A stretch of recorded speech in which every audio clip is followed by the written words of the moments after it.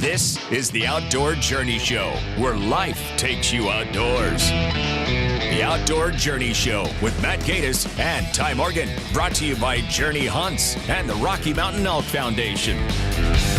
Matt Gaddis and Ty Morgan with the Outdoor Journey Show, and this week we're going to be talking about archery hunting in Colorado. It's already started. It's here. It seems like it was just a couple shows ago we were saying it's 2 weeks away. Yeah. Today is the day.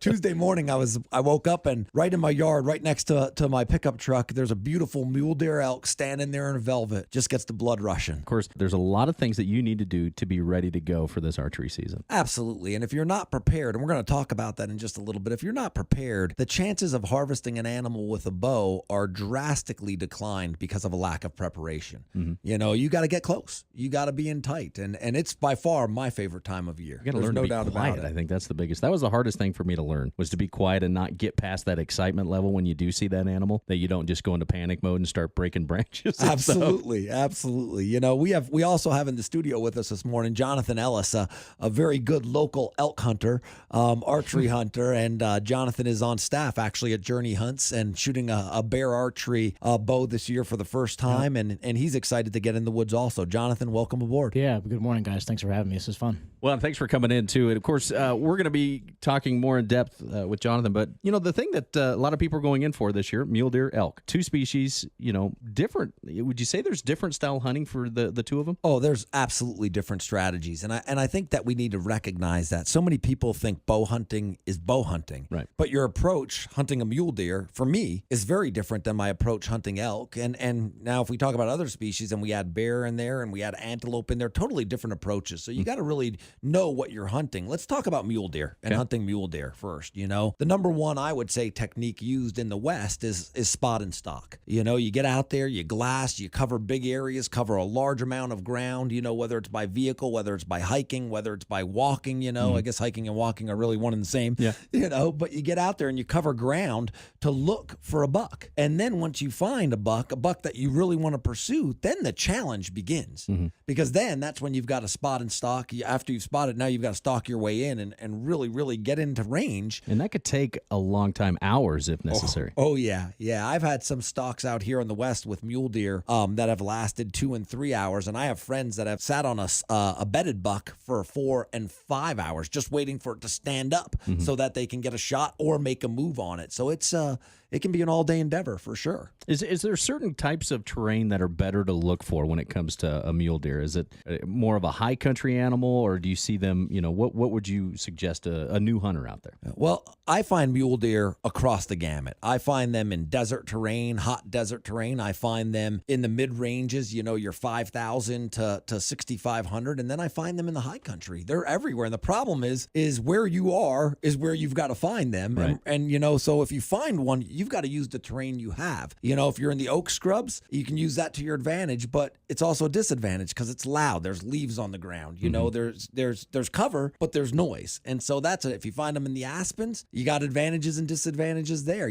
I love when I find, and most of the levels that I hunt my mule deer at are in the cedars and the sage. Right. And that's really where I spend the majority of my time and try and use, minor depressions, any geographical situation I can to get close, any kind of land that I can to get close. Now, when you're hunting that in those areas, do you plan that ahead? And I'm using this as a, saying I'm the non-hunter here. I'm going into a sage area such, do I need a certain style of camo? Is the sight better? Do I need to, from that animal's perspective, do I need to prepare differently for each terrain I'm in? I don't necessarily dress differently, because really my philosophy about camouflage is camouflage just breaks you up. It breaks up your silhouette. And so for me, it's not about necessarily the right color, because we're dealing with a colorblind species.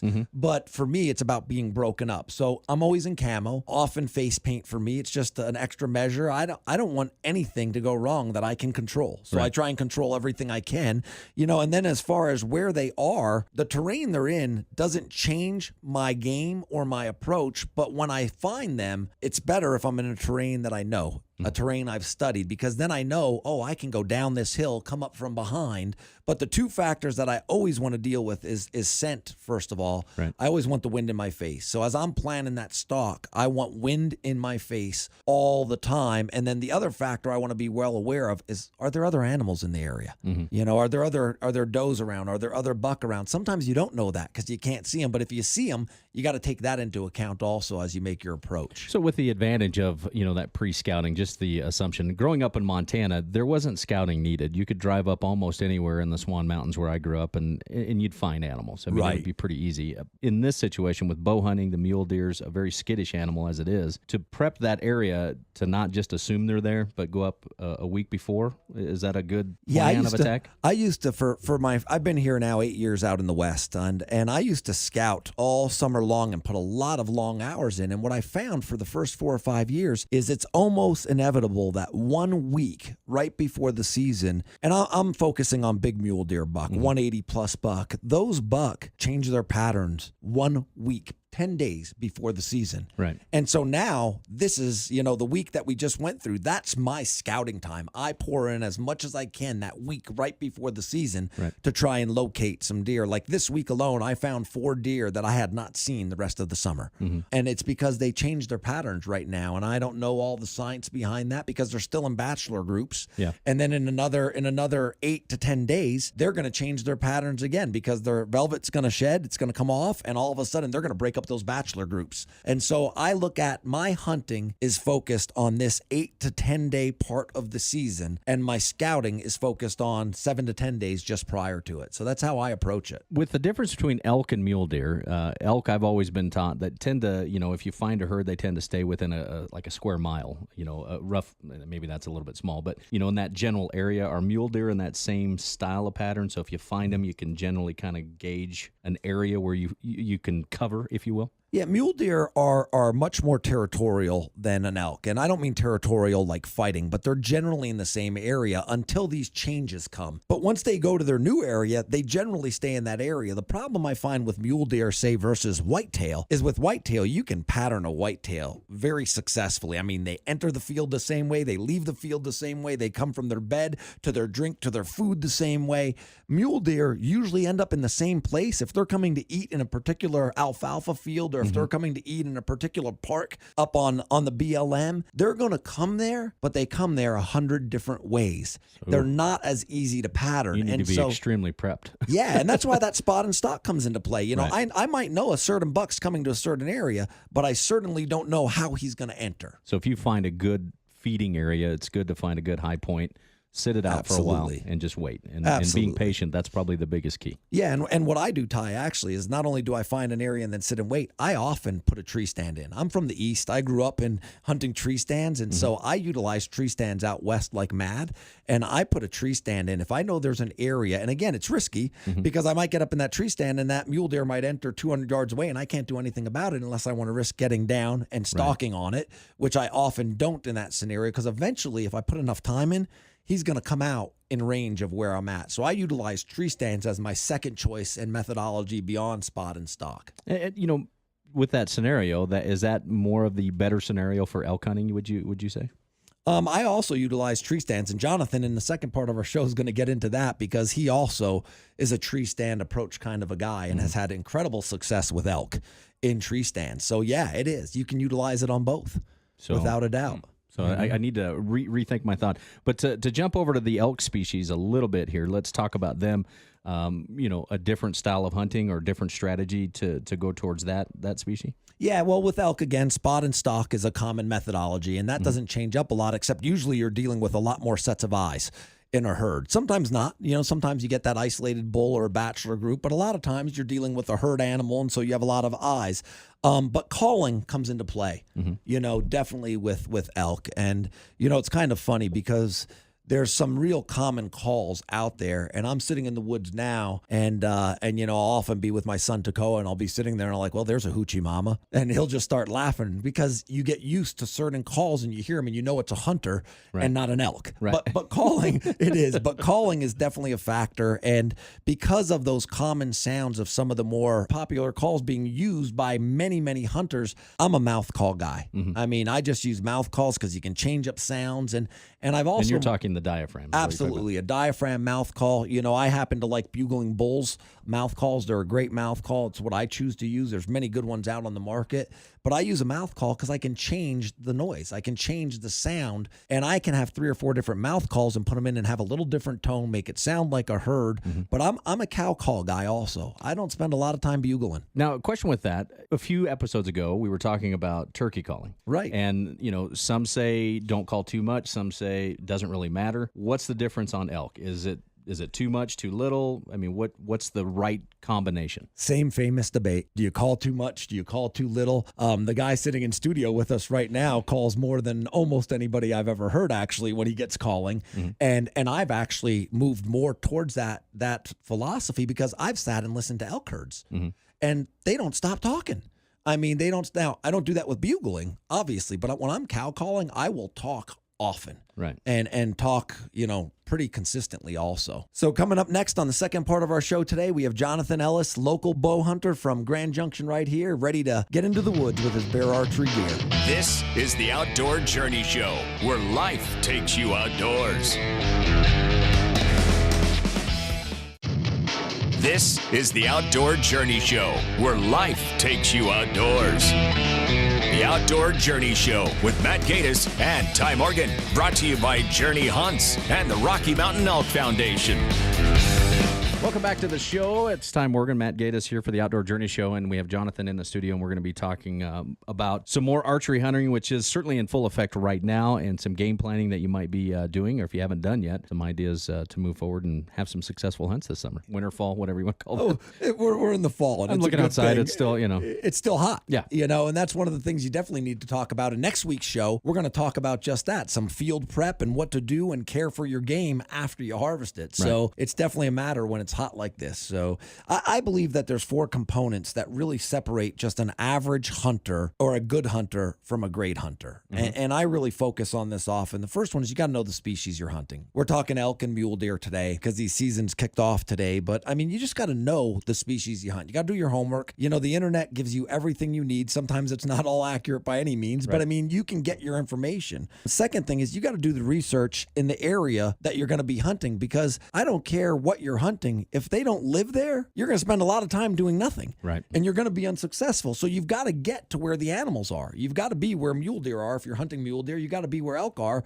if you're hunting elk. I got to tell you, that sounds like it's simple, but I see a lot of guys spend a lot of time where there's not a lot of species that they're hunting. Physical preparation too. A lot of times guys can get to where the game is. They know where the game is, but they can't physically do it. And it's a big factor. I'm a big wilderness athlete fan. And now that we're getting into the season, I'm taking some altitude advantage, hydrate and recover, energy and focus. You just got to have some good tools to help you in your physical preparation. And you got to put miles on. I mean, you got to put time on if you want to be successful. And then the last component, and this is where I know this is Jonathan's philosophy too, the people who are most successful are the people who can clear their schedule and spend the most time afield. I believe that is the number one factor. Jonathan, any thoughts on those 4 components? No, I think you're right on the money there. I think really the biggest, most consistent thing about, you're talking about the difference between a great hunter and a good hunter is that last one, time of field. Scouting to me is by far the thing that separates a guy who might kill every 3-4 years, something like that, and a guy that kills every single year. That to me is the biggest difference. What's the time you spend in the woods in the summertime, scouting, trail cameras, hanging your tree stands, looking at animals, just spending some time out there, not messing with the animals, but spending time out there, just getting to know the country, getting to know the animals you're going to be hunting, those kinds of things. So I think that's all right on the money. Yeah, and I can't stand one point you just made, those guys messing with the animals. You go out this last week right before the season. There's guys calling and doing all kind. I'm thinking, you haven't thought this through very well. Right. Last thing we want to do right now is bump animals. It's not what you want to be doing. So you got to stay away from that. Jonathan, tell us a little bit about your history of elk hunting, because it's been quite successful. Yeah, well, thank you. Yeah, I started being in the elk woods when I was about second grade. I was just blessed to grow up here in Colorado, so this is kind of what I've been doing my whole life. Watched Dad pick up a rifle and start elk hunting when I was really young, and then I myself picked up a rifle when I was 12 years old and started hunting and killed a couple elk pretty early. And then probably 8 years ago, I picked up a bow just on a wild whim, wanted to try archery hunting. That's what I've been doing almost exclusively since is just the bow hunting. So I've been pretty blessed to be in the elk woods from a real early age, and I hope to till they put me in a wheelchair, I guess. So the thing I know, we don't like to always talk about the things we've accomplished, but I know, Jonathan, that you've been able to harvest almost every year since you started bow hunting an elk with your bow. Gosh, I need to go hunting with you guys. Absolutely. This is the guy you need to be with, Ty. Really. And so tell us a little bit about your approach, your techniques, because you are successful. First, I kind of give credit to having a really good dad. I know we've talked about the effect that people have on our life, and I've had a father that was there at the very beginning to show me how to do it and to be with me and to kind of pass that torch. So really for me, where it started was him just kind of starting to really show me the country during the summertime and instilled in me that scouting mentality of, you've got to spend time in the field during the summer. You got to put your miles in, put your time in, and get to know the country you're hunting. And so I've had a really good father from the get-go that's kind of passed that on to me. But a lot of our success, and I say my father and myself, you're right, about every year that we picked up a bow, either one of us or both of us have killed that year. I would attribute for sure to the scouting part. I spent a lot of time during the summer scouting, learning the country, learning the animals, hanging tree stands, exploring new country, and which is something that's really key for us because we don't go back to the same places necessarily year after year. We're not hunting the same drainage, the same basin. We're going out every summer and kind of looking at a map and spending some time in some new country. We'll find new water sources, get a little further away from the majority of the traffic, the hunter traffic. So I would say, I'd say that's really the key for our success every year is the time spent learning new country, and then and the time spent, in some of the old places, just learning the country. Honestly, that's really kind of the biggest part for us. Once you find, a location that holds elk, and that you're going to go in and hunt, what's some of your favorite techniques to hunt those elk? I personally, I'm a little different than a lot of folks. I love to hunt water for the archery hunt for elk. I don't know why. It's for a lot of guys, that's kind of a boring hunt to be able to sit in the tree stand or a ground blind and just kind of sit all day over water. For some reason, I really like that way. Again, we've done well, and I've done well at killing a bull every year with that technique, sitting over water. Out here, in Colorado, at least the majority of our country around here is hot. It's kind of a desert environment, at least where I'm at. And so water's real key, especially during the early part of the season. So I actually like to hunt, really focus my archery hunt on that first week of the season. It's dry. It's hot. There's not a lot generally of rut activity going on, but those elk are big, and they got to get water. And so that's my personal favorite way of doing it. I know the real popular way is to call. I've done that way too. I've not been wildly successful with calling, but it's not because anything other than the fact that, frankly, I just like to hunt over water. I'm just a guy that can sit in the tree stand for 14 hours a day, and that's just kind of my preferred method, and we've done well that way. So when you're sitting over water, you're not calling at all, or? I rarely call, honestly. Matt talked about how when I do call, I call a lot. The thing I've learned, I spent some time in New Mexico with elk, is they are a very, very vocal animal. Mm-hmm. And so when I call, I do make a lot of noise, just trying to create excitement. I think that's kind of what a lot of your professional callers will say about how to kind of get elk to respond to you, is just making excitement, because that's elk are vocal. They like being excited with each other, and they're a herd animal. And so when I call a lot generally, but when I'm on water, I call very, very, very little. Part of that is because of the fact that I hunt a very, very heavily hunted unit. And so a lot of the elk that I'm hunting are not dumb elk. They're very intelligent. And I think personally, when the guy's up on top of the ridge, like Matt was saying, squeaking on a hoochie mama or what have you, I think they know that. I mean, those are the kind of elk that I'm hunting. And so I call very, very little, and that's worked out, for me. Occasionally I might let one cow call or two out here and there, but generally, yeah, Ty, very, very, very little. So not only is it many days of field, because your approach is the first week. A lot of guys focus on elk the last week, which is more of my technique. You're the first week. You're sitting on water, and it is long, hard days. I mean, you're sitting all day. Yeah, you're talking 12 to 14-hour days. I mean, it definitely will test your resolve, see how bad you want it for sure. And some guys can't, honestly, some guys can't hack that. Some guys got to be out there and running around and be on their feet and put on miles, and that's just a preference. For me, I just choose to sit there and be quiet, and that's just kind of me. Well, and Ty, you talked in the first part of the show about kind of the cycle of elk. They'll cover some serious ground, but generally when they're in an area, if they're not bumped, if they're not disturbed, they're going to come back through an area. And sitting on water, they're going to come there. Yeah. Just a matter of whether you're going to be there when they come. That's exactly it. It's just time spent in the tree, time spent in the ground blind. It's just a matter of time before they got to get water. So. Well, and you're also looking for these tracks, too, around these water holes. Well, and when I say water, again, specific to the country that I hunt, I'm referring to seeps that come out of the ground. And so the country that I hunt is not, let's say some of the mountains around here, we've got a lot of reservoirs and lakes and that kind of thing. I wouldn't probably focus on water in a scenario like that because there's water everywhere. Where I hunt, it's very dry. There's not lakes and reservoirs and big collections of water everywhere. You've got these seeps that come out of the ground, and it's very little water. And so when I find it, you're right, I look at it. Is there good elk sign around it? I'll hang trail cameras. Am I getting a lot of bulls during the summertime and the early part of the season that are hitting that water? If yes, obviously I'm going to be sitting there the first week. If not, you move on to the next one because some water is just happen to be in a really good drainage, a really good basin where there's just really good elk traffic, and some water, although there's water there, there's doesn't have a great elk environment to it, so you're not going to see a lot, but very specific to kind of my country of hunting. So well, and Jonathan, I'm pretty excited because this year in the next. Actually, if you don't harvest an elk in the next day or two, I'm going to get the opportunity to go out and sit with you. We've set a river's edge tree stand up, and I'm going to get to sit with you and film for you, and it's going to be an exciting time. So I'm excited to learn from you and see how you approach things. Yeah, it'll be the first time I had somebody tree with me in a while. That'll be interesting. That's usually a solo deal. Yeah, well, and I hope that I can hack that 12 to 14 hours, but we'll get it done. Hey, it's also the first year you're going out with a bear bow, so just tell us a little bit about your setup. Sure, yeah, I'm shooting a Bear Agenda 7 this year.